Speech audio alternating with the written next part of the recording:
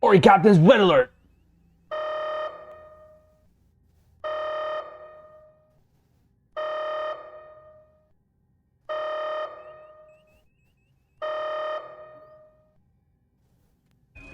Captain on the bridge.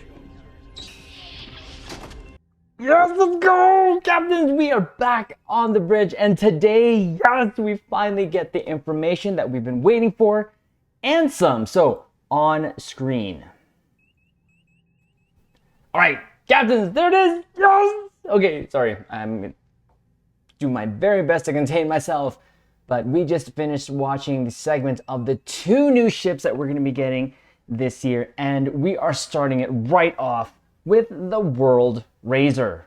Yes! Okay, I didn't think that we would be getting the ship just off of a painting, but we did, and yes, this is coming to Star Trek Online soon. There was no dates given, but soon. So all of these images that you can see we just took from the live stream that is actually, as of now, still going on.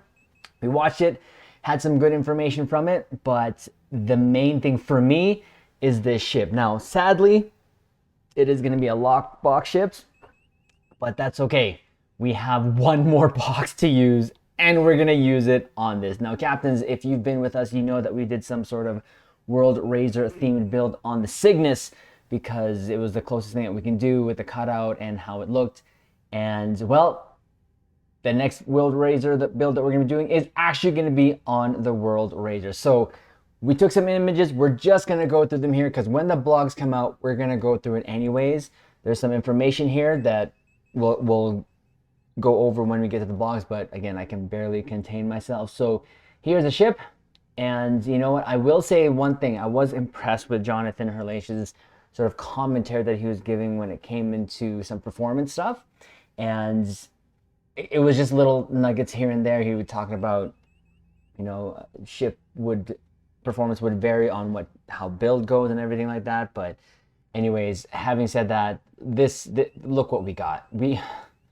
This is based off of a painting in Star Trek Picard. Like, for us to get this off of a painting, I'm kind of blown away and excited and all that lovely stuff. So it's coming, Captains, and me and some of my fellow captains on stream have been kind of messing and geeking about the ship when we saw it, and I did a cut on it. You'll actually see it on the thumbnail, and we had that on stream, and we'll probably do the same thing again until this baby comes out. But there you go. And you know, they showed off a bunch of ship pics here.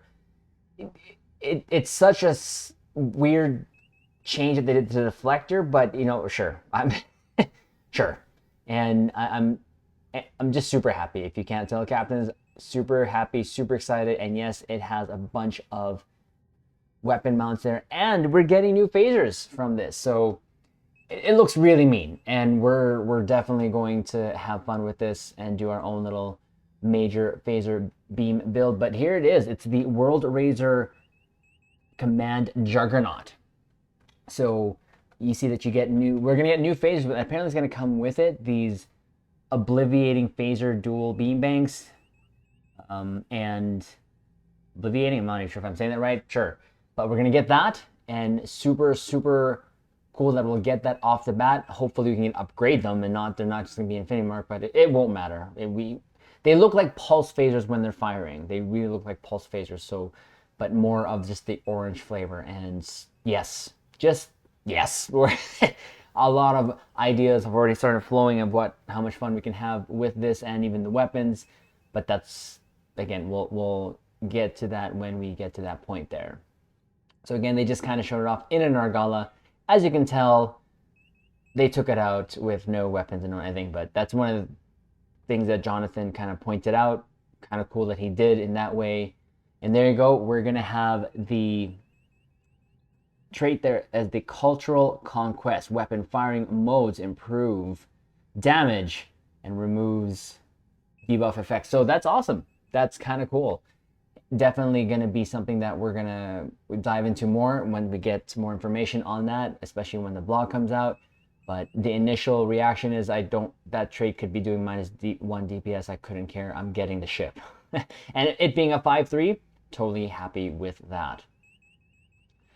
Next up here, we have the console here. It's the Light of Civilization. Now, this is essentially like a phaser lance, and it looked pretty cool. It almost had like a ramp-up feature to it.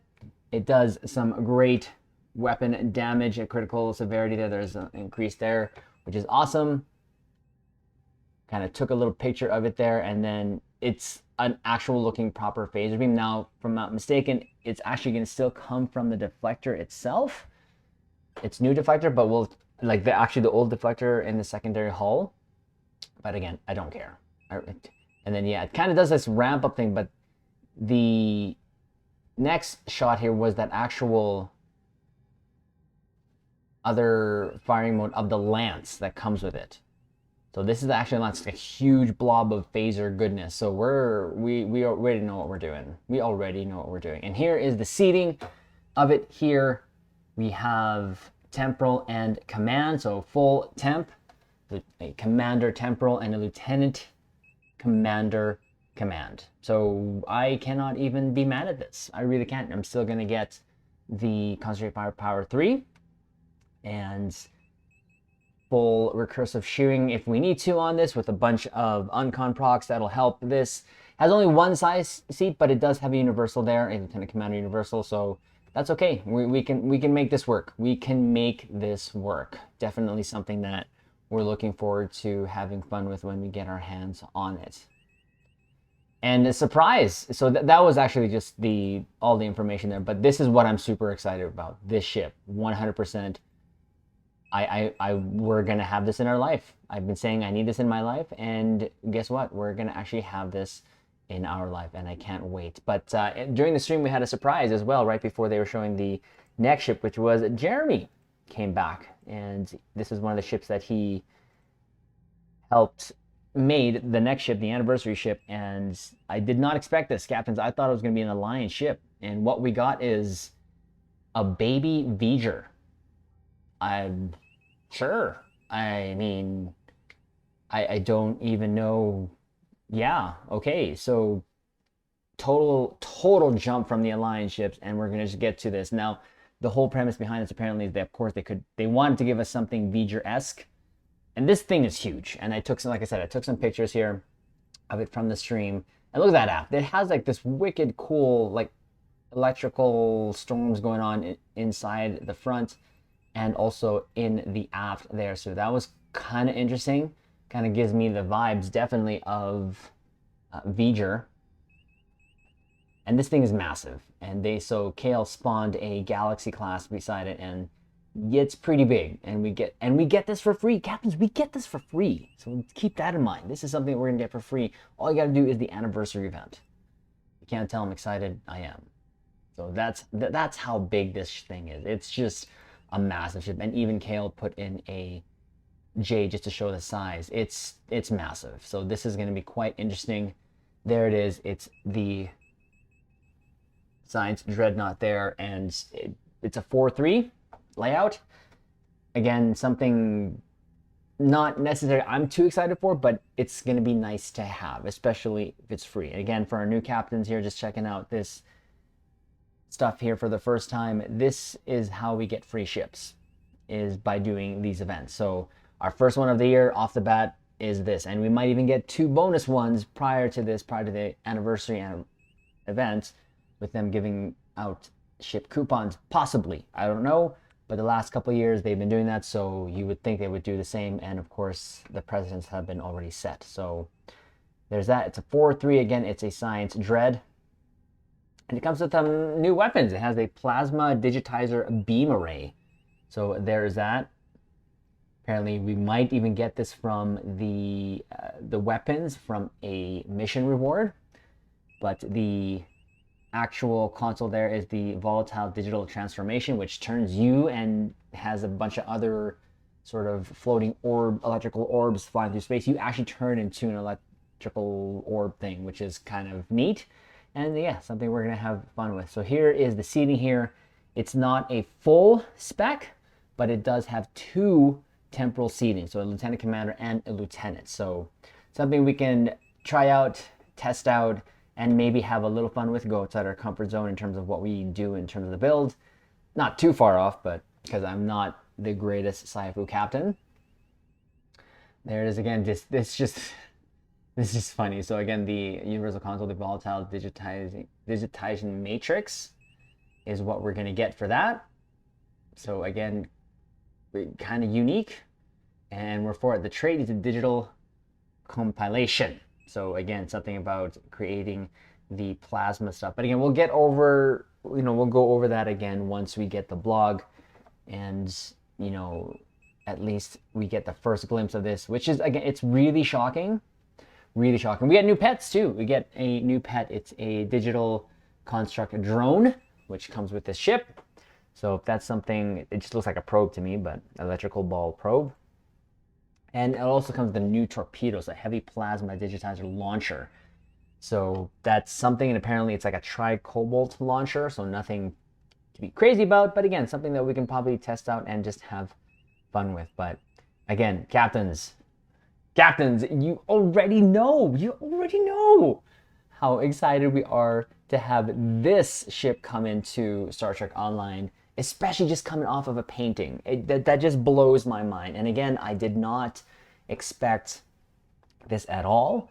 Now, having said that, keep in mind, any ship that is added this year, you can get for free through the event campaign next year. So that's something to keep in mind. Now, personally for us, we do have one more promo box to use, and definitely we're going to be using it on this ship.